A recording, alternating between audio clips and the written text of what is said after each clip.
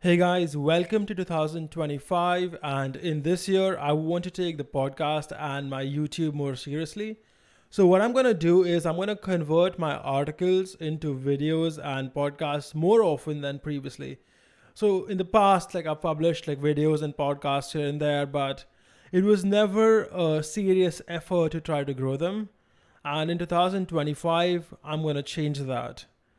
So here's a first podcast slash video of the year. The the topic is, does hard work pay off?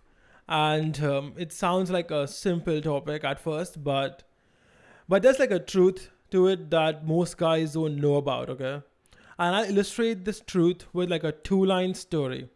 And the story is about a guy called Bob. And Bob is a hardworking corporate employee. And this is a guy who works all day and night. He sacrifices his health and his family so that he can work harder at his job. He's always been told hard work always pays off. And his hard work does pay off, but it doesn't pay off for Bob, but it pays off for the shareholders of his company. And that's it, that's the story. Bob was a hard-working corporate employee. He worked day and night. He sacrificed his health and his family so that he could spend more time working with his employer. He was told hard work always pays off, and his hard work paid off not for Bob, but for the shareholders of his company. And of course, if you want to be nitpicky, you can be like, hey, but Bob got a bigger bonus and maybe he got promoted a bit faster. But the main people who profited from his work were the people who owned equity in the business that he worked for.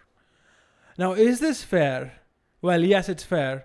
And even though the communists don't like hearing it, right? But profits only belong to people who take risks and they actually own equity in a business. They either risk their time like a founder does, or they risk their money like an investor does. And the employee just gets paid out whether the company does well or does poorly. He's taken very little risk, so he deserves very little rewards. So I hope that's clear. So now let's go back to answering the question, does hard work pay off? And the answer is that it usually does if you own the equity. If you don't own the equity, it doesn't pay much because you don't get the business profits. You only get the cost of labor. This is something the masses don't understand, and this is why a lot of people are broke despite working so many hours each day for decades and decades of their life.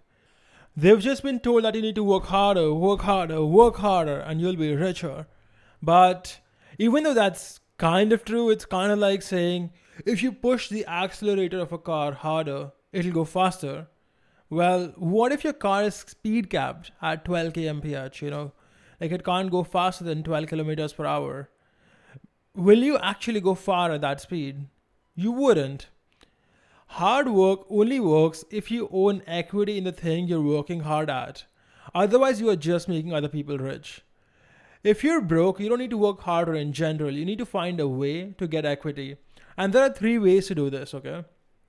The first way is that you start your own business and thus have 100% equity to begin with. The second way is you use your money to purchase equity in a business. And of course, this requires money, which most people don't have a lot of. And the third way is that you negotiate with your employer to give you equity instead of cash payouts. And this requires some kind of leverage. Your position in your company should be so strong that your company is actually willing to give you equity to retain you. And this typically happens in two situations where one could be you're bringing in the key clients for the company. So you're the guy who is bringing in revenue. For example, in a law firm, you're the lawyer who the big clients come for. So they have to give you equity, otherwise you'll go away. Or that you have some kind of skill that the company will struggle to replace. That you're unfireable because of your skills. And those skills could be anything in your industry. For example, one of the companies I used to work for back when I was like 18 years old, there was this one guy who maintained the entire network. And he's been doing that for so many years that literally he was the only one who knew exactly how the network worked. And to fire him would be to disrupt the operations of an entire company for maybe a month because he knew where the wires went and he knew all the passwords for everything. And the guy was able to negotiate quite a nice deal for himself simply because it would be too painful for the company to change him. But for most people, right, for most people, the only viable solution is to have your own business where you have 100% equity. And when I use the word business, some people start thinking lawyers, sales funnel, or something very complex. You don't have to be Elon Musk to start a business, though. It could be something very simple that you can sell. So what I mean is more like, let's say you spend 3 months learning web design, okay, and then you spend 3 hours a day pitching clients and doing client work instead of working longer hours at your regular job.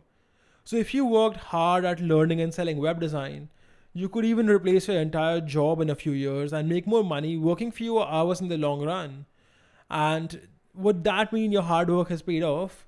Yes, because you own equity in your design business. So anything the client pays, it goes in your pocket. You earn it. It adds up to you. On the other hand, if you do the normie thing of working hard for your boss, let's say instead of working 8 hours a day, you're working 11 hours a day. Well, at best, right? At best, you're gonna get an extra 10, 20, $30,000 in bonus over the years. But you would still be stuck in the employment cage. You have no hope of escape, and you just don't own any equity. There's no long-term goal here. You're not the owner of the business, right? It's not like if you stop working, money is gonna still roll in or clients will still keep coming. But on the other hand, if you worked on your own design business in the future, maybe you could sell it or maybe you could do something else with it and all the revenues go to you. So in one case, the hard work paid off for you. And in the other, the normie thing, the hard work paid off for the shareholders because they got the dividends and their share prices increased while you just got a measly bonus, okay? And this is a truth of life. They don't tell you when you're young and small, like you're impressionable. That's when they should have told you, but they don't actually tell you. They keep telling you that you got to work hard to succeed, but that only works when you're like a student, when you're trying to succeed academically because it's a linear path. There's no competition. It's not like if other people also study hard, it reduces the value of your study. But in real life, it's different. If other people are doing the same things as you do, then it kind of takes away some of the gains because the competition has gotten higher. To succeed in real life, you need to have equity because that's when you get all the returns from the work you've done and you've actually taken some risk as well. Otherwise, you just make other people rich. And this is something that you should teach your kids as well, by the way. If you have children, make sure to teach them this because most times parents just tell their kids, if you work hard, you'll be successful. But what you actually need to tell them is that if they work hard and they own equity, then they will be successful. Because if they don't own the equity, they just make other people successful. Give them the right mental models to begin with so they don't have to learn things the hard way. And that's all for today's podcast. I hope you guys liked it. If you did, click the like, comment, subscribe button, leave me a review, whatever.